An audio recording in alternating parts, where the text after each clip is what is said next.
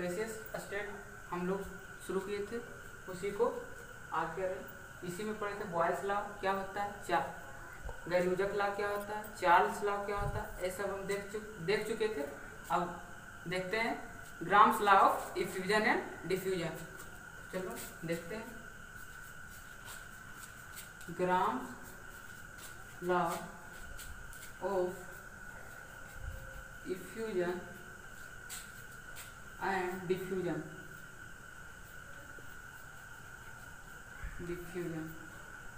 Grams law of effusion and diffusion. Graham नाम है scientist का जो लॉ दिया था इफ्यूजन एंड डिफ्यूजन का। तो सबसे पहले जानेंगे इफ्यूजन और डिफ्यूजन होता है क्या। Effusion is a process in which a gas molecule travels one point to another point at constant pressure. क्या है effusion? Effusion is a process in which gas molecule travels one point to another point at constant pressure. तो effusion is a process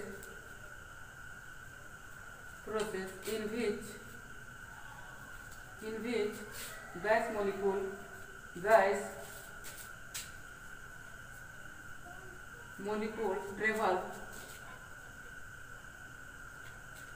travel one point to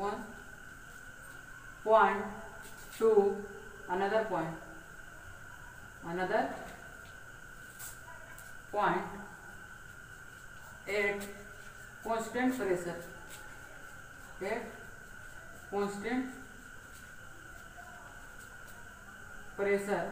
Is known as effusion. जैसे मान लेते हैं कि कोई container है, ये container है, इसमें गैस मॉलिक्यूल है, इस कंटेनर से गैस है, इसमें इस कंटेनर से कोई एक मॉलिक्यूल, गैस का मॉलिक्यूल इससे निकलता है और इस पॉइंट से पॉइंट 1 से ये मॉलिक्यूल ट्रेवल करके पॉइंट 2 पर पहुंच जाता है। तो ये जो पॉइंट 1 से पॉइंट 2 के बीच में जो प्रोसेस हुआ, इसी को कहते हैं इफ्यूजन। यानी कि effusion is a process in which A gas molecule travel one point to another point at constant pressure is known as effusion. यहाँ पर क्या होना चाहिए, प्रेशर कांस्टेंट होना चाहिए, प्रेशर कांस्टेंट, तब हम समझेंगे ये इफ्यूजन प्रोसेस है। ठीक है, इसको नोट्स करो।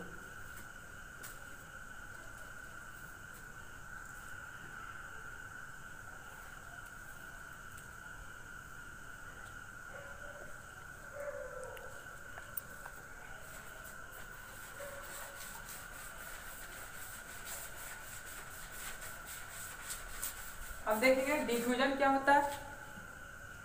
Diffusion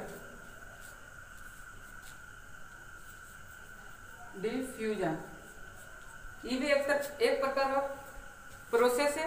it is a diffusion is also a process. Diffusion is a process in which gas molecule traveled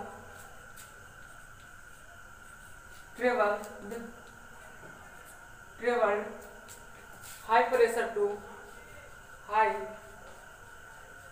pressure to low pressure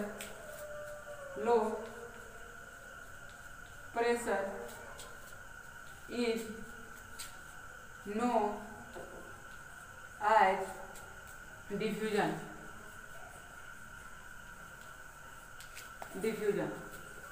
जैसे मान लेते हैं ये वाल है, इधर हाई प्रेशर है,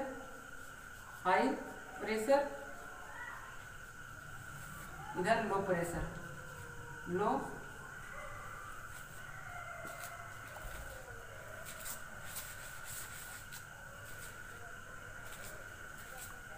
जैसे मान लेते हैं कि कोई कंटेनर है, इसमें दो कंटेनर है, इसमें हाई प्रेशर है, इसमें लो प्रेशर। इस गैस मॉलिक्यूल अगर इसमें जाता है high pressure to low pressure, इस प्रोसेस को क्या बोलते हैं? डिफ्यूजन। हाई प्रोसेस से लो प्रोसेस जाने की विधि को डिफ्यूजन कहते हैं। कोई दिक्कत नहीं? नोट्स करो।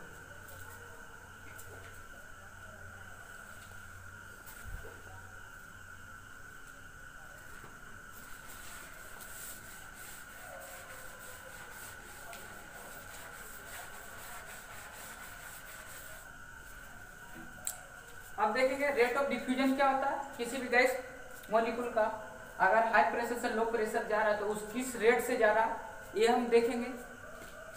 अब देखते हैं rate of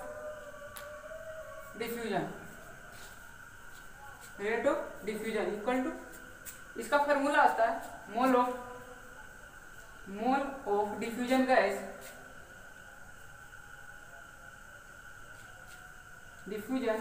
gas by time. ये होता है फॉर्मूला। रेट ऑफ डिफ्यूजन को कभी कभी हम RD से सूचित करेंगे इस चैप्टर में।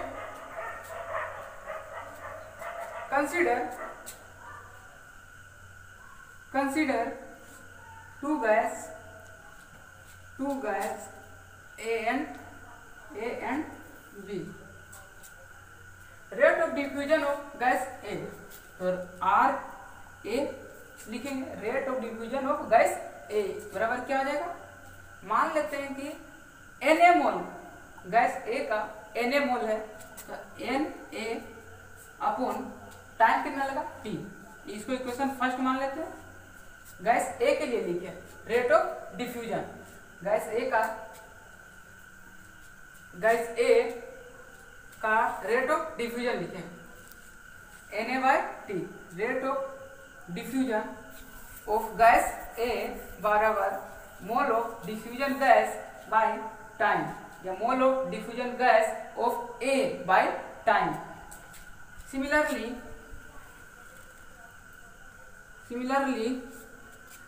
R rate of gas B बराबर क्या हो जाएगा? NB upon T। Equation second. कोई दिक्कत नहीं? If mole of A equal to mole of gas B, mole of gas A equal to mole of gas B, then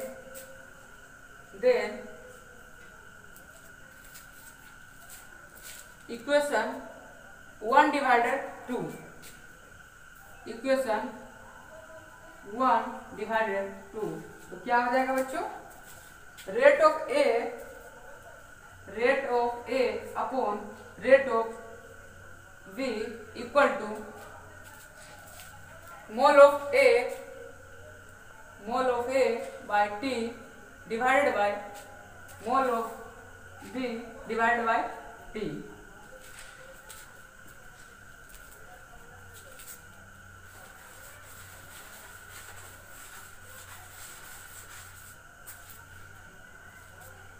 rate of A divided by rate of B equal to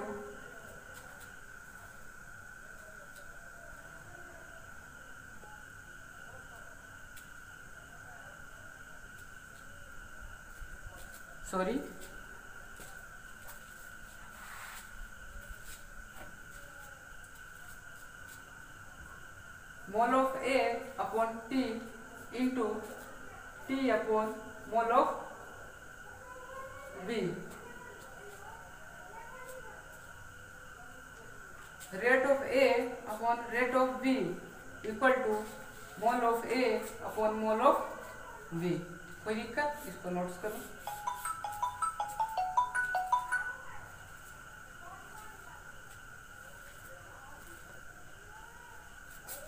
T B equal to TV. Sorry बच्चों, सुधार लेना कुछ, वहाँ पर time T A, gas A के लिए time T ए लिखें, gas B के लिए टाइम टी बी लिखें। तो यहाँ पर इफ, यहाँ पर थोड़ा सा मिस्टेक हो गया था हमसे, if time T A equal to T B then ये हो जाएगा, यहाँ से नोट्स कर लो।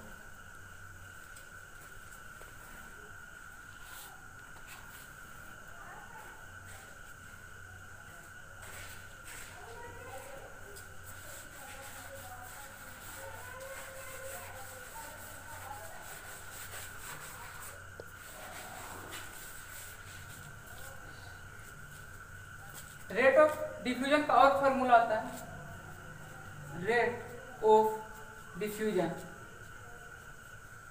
Diffusion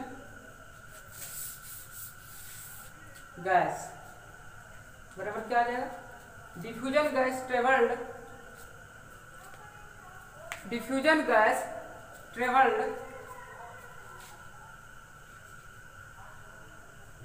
diffusion gas, diffusion gas, diffusion gas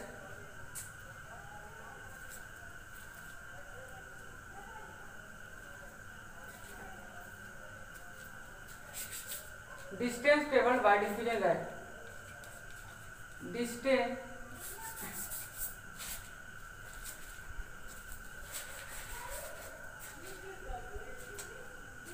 D I, distance travelled by diffusion gas, distance travelled by diffusion gas upon time, ये होता है। Consider let us, suppose let us two gas A and B, the rate of diffusion of gas A R A equal to क्या हो जाएगा, distance D A upon T A. कोई दिक्कत, equation इसको first मान लेते हैं। इसी तरह से rate V equal to D V upon T V, equation second. If दोनों का टाइम, देखो वेसल है गैस का, इसमें गैस ए है गैस बी है, दोनों गैस को सेम टाइम के लिए ट्रेवल्ड करने के लिए छोड़ दिया जाता है, यानी कि T A equal to T V, दोनों गैस को एक साथ खोल दिया जाता है, दोनों को ट्रेवल करने का समय सेम दिया जाता है। तो T A equal to T V हो जाएगा, T A equal to T V, then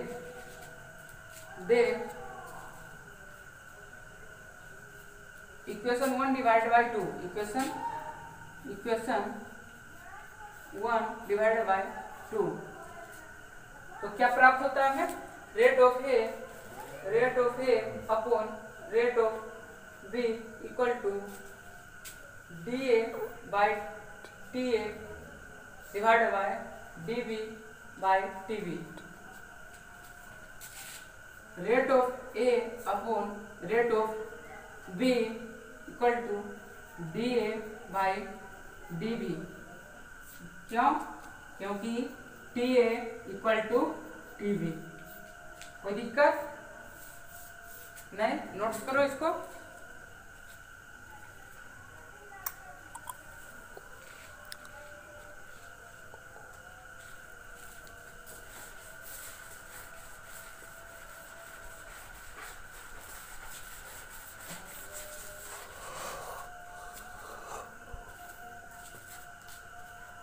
rate of diffusion gas बराबर volume of diffusion gas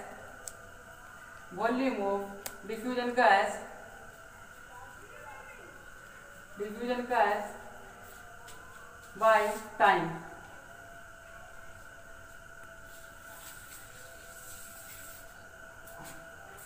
rate of diffusion gas क्या क्या पढ़े हमें? रेट ऑफ डिफ्यूजन गैस बराबर distance travelled by diffusion gas by time,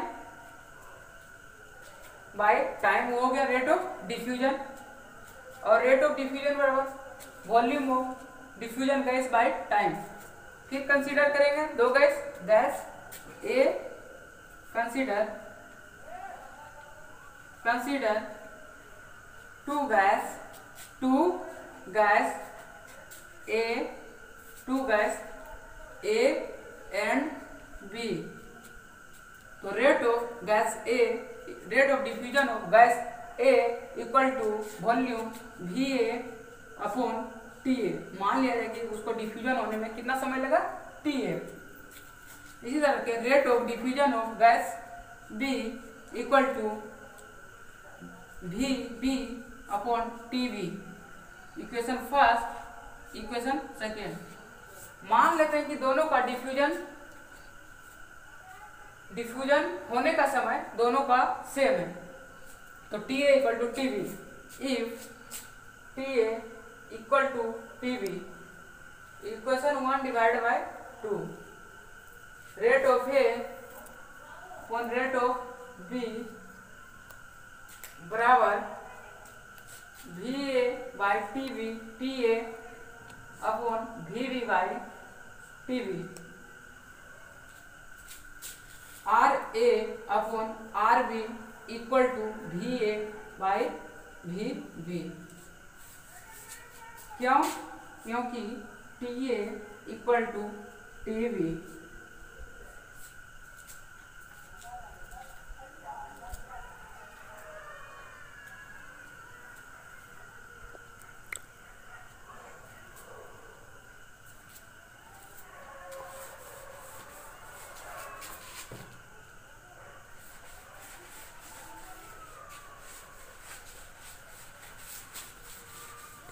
statement अब देखेंगे, statement of Graham's law of fusion and diffusion. Grams साहब ने क्या स्टेटमेंट दिया था वो देखेंगे। Statement of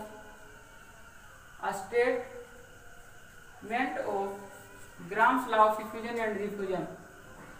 Graham's law of fusion and diffusion. Statement क्या है उसका वो देखेंगे।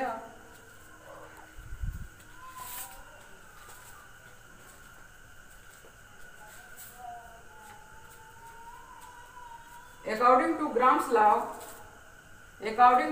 law of effusion or diffusion, according to Gram's law, effusion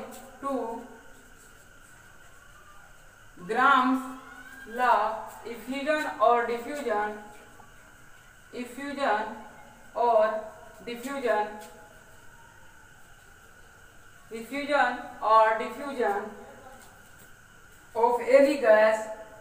of any gas is inversely proportional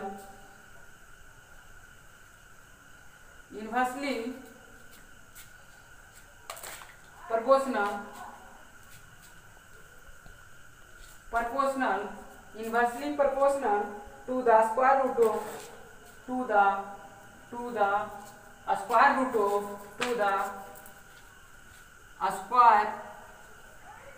root of their density.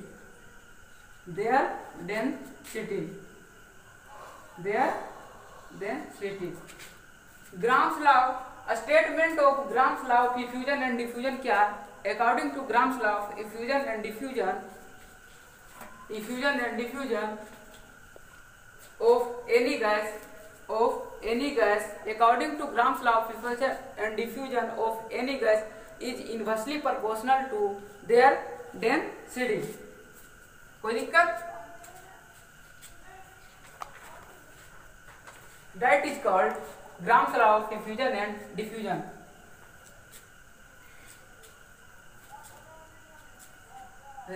Rate of diffusion of diffusion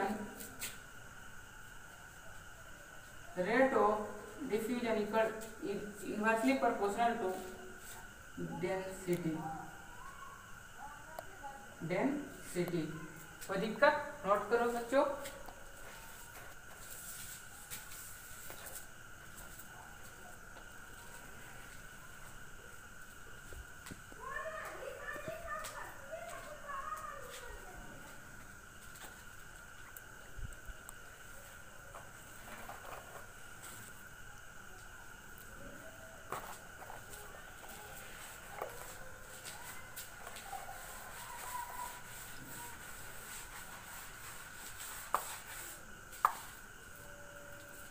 If R1 and R2 are if R1 and R2 are rate of if R1 and R2 are if R1 and R2 are the rate of diffusion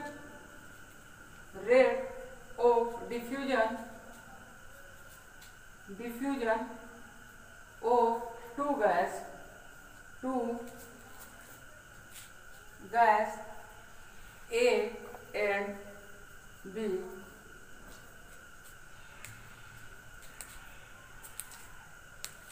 then R1 is directly proportional to under root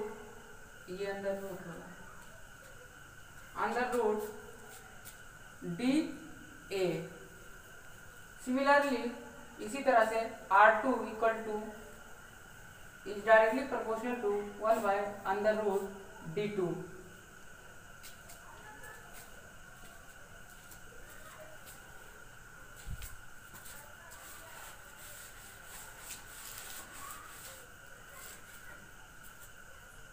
proportionally constant को हटाएंगे तो एक constant आएगा R1 बराबर K by under root dA। Equation first जहां where K is constant इसी में भी इसको हटाएंगे तो एक कांस्टेंट आएगा R2 equal to K by D2 where K is constant। ये दोनों के अलग मत समझना, दोनों एक ही है क्योंकि दोनों तो सेम ही फॉर्मूला है, सिर्फ दो गैस के लिए लिखा गया था। प्रोपोर्शनलिटी कांस्टेंट हटाएंगे तो दोनों के लिए एक निश्चित कांस्टेंट आएगा, इसीलिए दोनों को हम K से सूचित किए। इक्वेशन 2 अब दोनों को डिवाइड कर दे। इक्वेशन 1 डिवाइडेड बाय 2 तो क्या हो जाएगा R1 by R2 equal to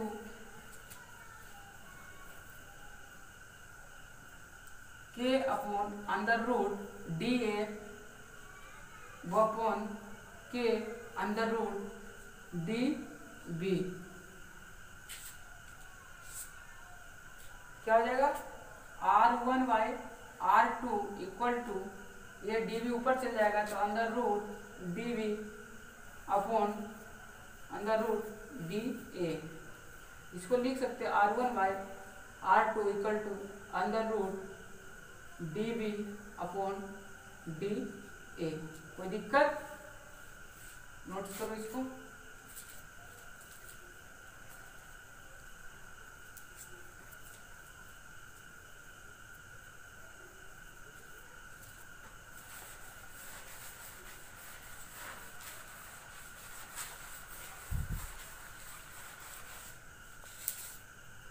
We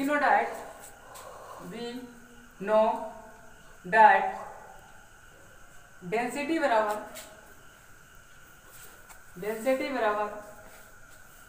mass by volume. जिस कंटेनर में गैस रखा उस कंटेनर का तो वॉल्यूम फिक्स होगा, ये तो कांस्टेंट हो जाएगा, ये कांस्टेंट हो जाएगा। जैसे मान लें कि इसमें गैस है तो इस कंटेनर का तो वॉल्यूम फिक्स है, इसलिए ये वॉल्यूम कांस्टेंट हो गया। यानी कि density is directly proportional to mass. जहां जहां पर इस फॉर्मूला में डेंसिटी यूज हुआ है वहां पर मास रख सकते हैं। तो क्या हो जाएगा, R1 बाई R2 बराबर under root mass of B upon mass of A। From equation क्यों वो ये से, क्योंकि density is directly proportional to mass. कोई दिक्कत नहीं, नोट्स करो।